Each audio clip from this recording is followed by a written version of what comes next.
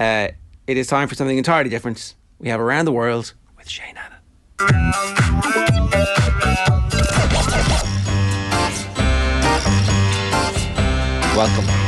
Welcome to Around the World. The segment that for the last 2 weeks has been on a Friday with an unnamed ginger host who, with all due respect, didn't give the respect that Around the World deserves. He dissed it, he acted disinterested, he laid back, he yawned, he gave out about my selections, he said they were crap. All in all, he just took the lustre and the lure away from my segment, which I put a lot of work into every week, has to be said. At least 10 minutes of preparation goes into this slot. And I had a very interesting story last week about, Cameroon fielding overage players and bone density scans. And as soon as I mentioned bone density scans, Adrian fell asleep. He started slagging it. And then I got a load of comments from people, at least one comment on the YouTube saying, Shane, love this segment. It's fantastic. Keep it going. And a few tweets from people who are clearly scientists who are very interested in the bone density scans. So if you do enjoy this segment, leave a comment. Tell us you enjoy it. And if you hated it, just don't comment. Leave me alone. But Around the World this week, Ger, we're going to start. I find a lot of these stories tend to be from the United States of America, maybe because so much batshit crazy stuff happens in the US of A. But we're going to Virginia, first of all, in the United States on the eastern seaboard. Virginia's basketball coach in Virginia, has been fired for impersonating a 13-year-old. So this is kind of the opposite of the Cameroon story from last week. So a 22-year-old Virginia basketball coach fired after being accused of attempting to pass herself off as one of her 13-year-old players during a game. So this was a station in Norfolk. One of the members of the Churchland junior varsity girls basketball team in Portsmouth, not that Portsmouth, was out of town earlier this month. Arlisha Boykins stepped in and impersonated the absent player in a game against Nansemond River. So one of the parents came in. Boykins was an assistant coach on the team, no longer an employee of Portsmouth Public Schools. They were first tipped off about this story by one of the players' parents. So this is fantastic. Now, footage from the game. We've got a video. Now, this is, remember, 13-year-old girls playing a basketball game, and there's a 22-year-old. Spot the 22-year-old. This is a clip from Wavy TV. Here's video from that game.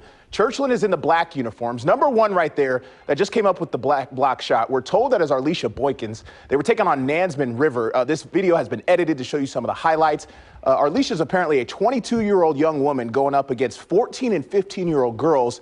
Now, we have confirmed that Boykins is no longer an employee of Portsmouth Public Schools. And since this game, the student athletes on the team and parents decided to just end the season. They will not be playing any more games this year. Portsmouth Public Schools did launch an investigation into this matter. The details have not been revealed by officials quite yet.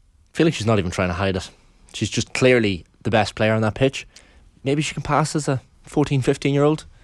Just don't do it. If you're 22, have some moral compass. But the father of the 13-year-old who had been impersonated commented. He said, "Coaches always preach to the kids about integrity and those types of things, so I was just shocked. I just need an apology because I haven't yet received one from the overseer of the programme." Sort it out. And the programme's dead. Programme's dead. They've all decided to stop. So that was the first story from Virginia, United States of America. The next story, I don't even know how to pronounce this place. So thank you for the music as well.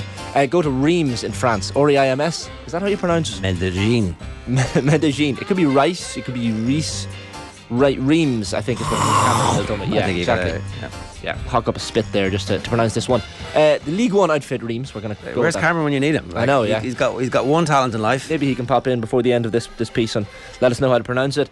But they're in Ligue 1 and they've been fined a whopping £22,000 sterling every single game at the moment. That's because of their manager. He's an English Belgian called Will Still.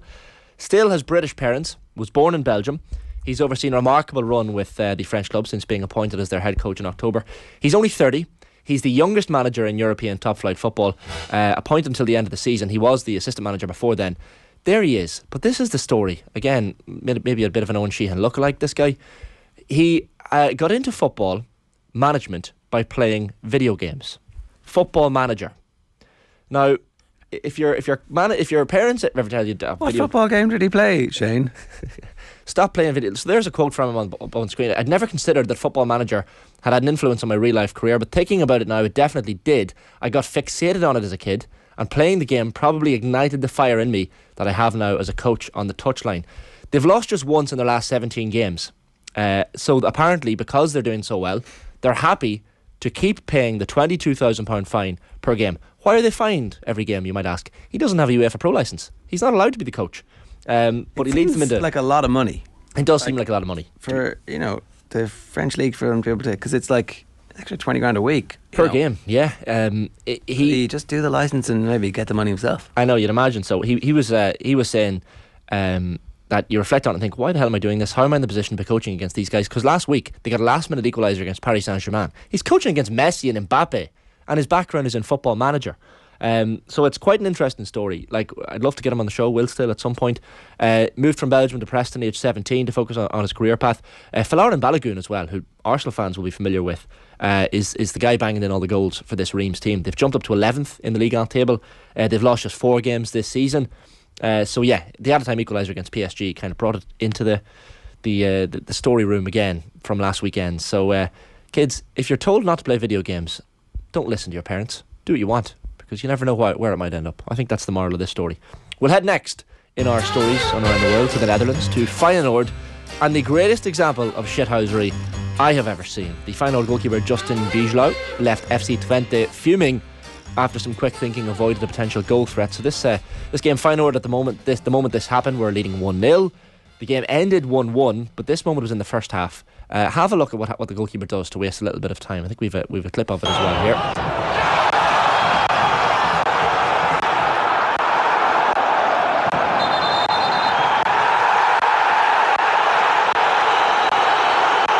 What's happening?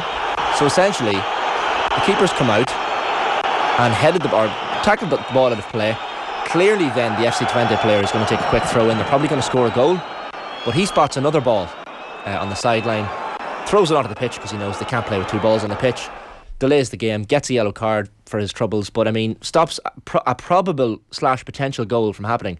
FC Twente do equalise in the second half, but he had a ball thrown at him for his trouble. I do like, if he could have just got hit by the ball, your man would have got sent off. It would have been prevent a goal, get them sent down, and you've done, like, that would have been amazing. Yeah, 100%. A grand slam. But it's just one of those moments. It's quick thinking. So goalkeepers, they're standing in the goal for the entire game. Maybe they're not given the credit they deserve, but that's one of the greatest examples of shithousery I've ever seen. Maybe we'll see Gavin Bazunu do this once Matt Doherty comes back. It's almost like having a 16th man on the field. It is. It's kind of like Chemical Crooks. But I feel like with Matt Doherty going to Atletico Madrid now and Diego Simeone, maybe he can have a whisper in the ear of Gavin Bazunu and Caoimhín Kelleher, and Irish goalkeepers can adopt some of this shithousery into their World Cup qualifiers. Who knows? The final place we're headed, lads, on Around the World this morning is New York City, USA, and a controversial story from downtown Manhattan. The Empire State Building lighting up in the colours of the Philadelphia Eagles. Fly, Eagles, fly. We're going green and white in honour of the Eagles' NFC Championship victory. This hasn't gone down well, lads. This hasn't gone down well. Sunday night, the skyscraper attracting the ire of a sizable proportion of New Yorkers, lighting up in the colours of the Philadelphia Eagles, who had reached the Super Bowl by beating your own beloved 49ers, of course, Ger, in the NFC Championship game. Eagles, of course, being the massive rivals of the New York Giants. Now, look at this for a reaction. How lame. How lame is the Empire State Building? Lighting up a New York building in the colours of an NFC East rival. What an absolute piece of shit building. I'd be embarrassed to have it in my city. They should knock it down. We've got some more reaction here. Another photograph coming up. I don't even have a mouth, was the Empire State Building's response to Snickers, saying the Empire State must have been hungry Sunday night. Have a Snickers. A lot of companies, of course, jumping on board and having their little moments. Hashtag corporate bans. Exactly. Who doesn't love that, eh? There was a video reaction as well from the Empire State Building who pushed this video up to react to all the comments. I mean, the Empire State is very, very harsh on social media. They really don't care. It has happened before. 2018, when the Empire State Building lit up in green and white after the Eagles won the Super Bowl. New York politicians have come out saying, as the representative for the Empire State Building and a diehard Giants fan, let me be on the record saying this is absolutely ridiculous. So there are a number of reasons why this has caused controversy. The Giants Twitter account also acknowledging it. I'm just here for the comments. But an inanimate object, Ger, causing so much consternation. Well, the obvious answer is don't be crap at football, New York Giants, and don't get your ass handed to you on a regular basis. Now, in fairness, they've made significant improvements, so we'll see what they're like next year. Exactly. Is that it? Yeah, that's our stories this week. All right, that is this week's episode of Around the World with Shane Hannon.